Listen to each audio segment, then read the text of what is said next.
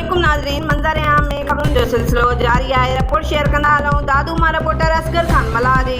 दादू शहर में सफ़ाई कराए ॾियो, शहरनि जो उहो बुनियादी इंसानी हक़ आहे त शहरनि खे साफ़ सुथरो सिहतमंद माहौल मुयसर करे ॾिनो वञे त जीअं शहरी बीमारियुनि खां बची सघनि। Dadu municipal administrator Zulfiqar Ali Jatoi media सां ॻाल्हाईंदे चयो आहे त नालियूं उथलनि थियूं, उन जे लाइ नालियुनि जी खाटी कराए रहिया आहियूं। दादू म्यूनिसिपल जी मशीनरी ऐं रक्षा ख़राब थियल हुआ, उन्हनि जी मरम्मत कराई आहे। सफ़ाई जो कमु बहितर आहे। दादू शहर अंदरि मच्छर मार फुहारा 5 ॾींहंनि खां थी रहियो आहे।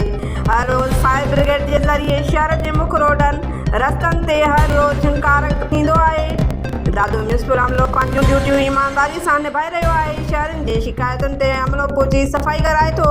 कंहिं बि शहरीअ खे सफ़ाई मुतलिक़ शिकायत आहे त मूंसां म्यूनिसिपल ऑफिस अची मिलनि ऐं या फ़ोन ते फ़ौरी राब्तो कनि। सुबुह खां शाम ताईं ऑफिस में मौजूदु हूंदो आहियां।